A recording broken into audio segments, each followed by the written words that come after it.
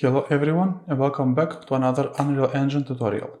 In this video we're going to talk about Multigate blueprint node and how to use it. For this tutorial I'm going to use the third-person character template. Now I'm going to open the third-person blueprint in the event graph. I'm going to find empty space and I'm going to right click and type Multigate. So we have here Multigate, or you can use the shortcut, hold down M on your keyboard and left click to call a Multigate. Next I'm going to create keyboard input, so right click and type keyboard. Or if you're using a newer version of Unreal Engine, you can create an input action. So I'm going to select this. I'm going to assign to be number 1. So when I press number 1, I'm going to execute this code. So what is the Multigate node? Multigate node lets execute code through out 0 and out 1 pins. So from here and from here. So when you press 1, this is going to go first. When you press 1 again, this is going to be next. You can also add pin. So you can press here, add pin. Let's make it like this. We can also right click on some of the pins. So you can insert before or after. So before 2 or after 2. And we can also remove pin. So let's remove the pin 5. So remove execution pin. And compile and save. Now let's see how we can use this. Let's right click and type print string. So here I'm going to type 0, so you know which node has executed. So 0. So I'm going to select this print string and Ctrl D to duplicate. So we're going to have 1, 2, 3, 4 more times.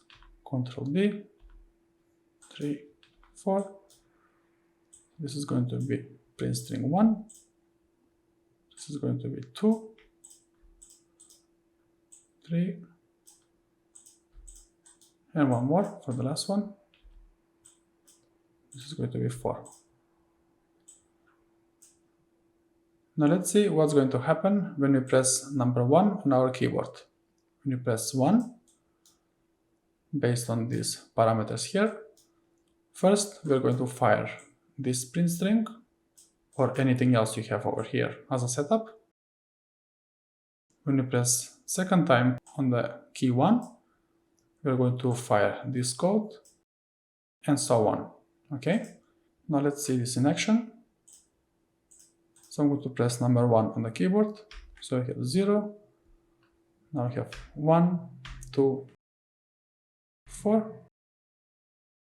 Now if I keep on pressing number 1, nothing's going to happen. Now let's see why.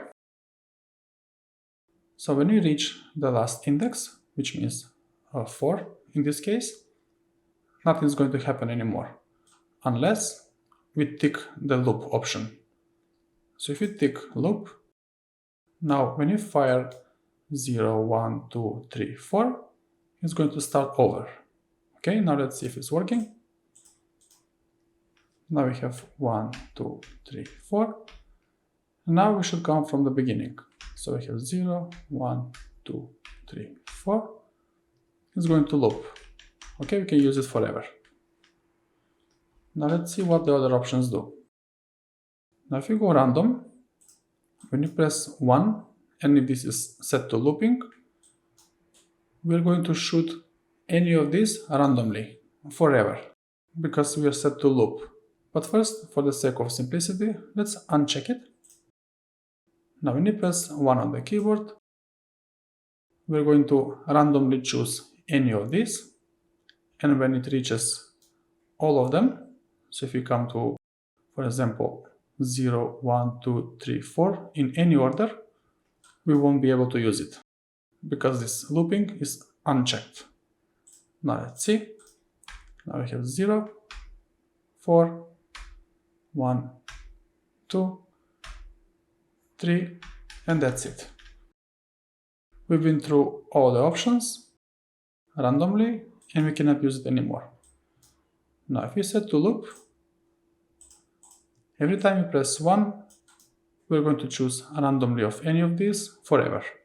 Now let's see if this is working. So I keep on pressing number 1.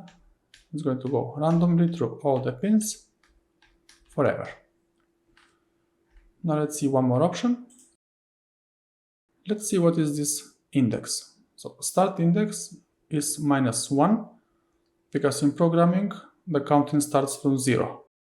So 0, 1, 2, 3, 4 and so on. Because this node is starting from -1, when you press anything on your keyboard, so -1, 0, 1, 2 and so on. But if you want, you can press here number 3. Now we are going to start from 3 and we are going to go through all of them randomly forever. But we are going to start from 3. So 3 means these 3. Now let's see if it's working.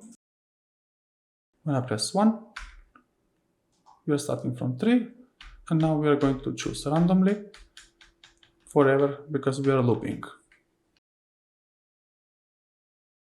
Okay, now let's go back and set it to -1 as it was. Next, we have this reset button. So how can we use this reset? Now I'm going to select this and Ctrl D to duplicate. And let's set this keyboard input to number 2. Now when I press number 2, I'm going to reset this. Now I'm going to get one print string so we can understand what we are pressing. So I'm going to type here reset.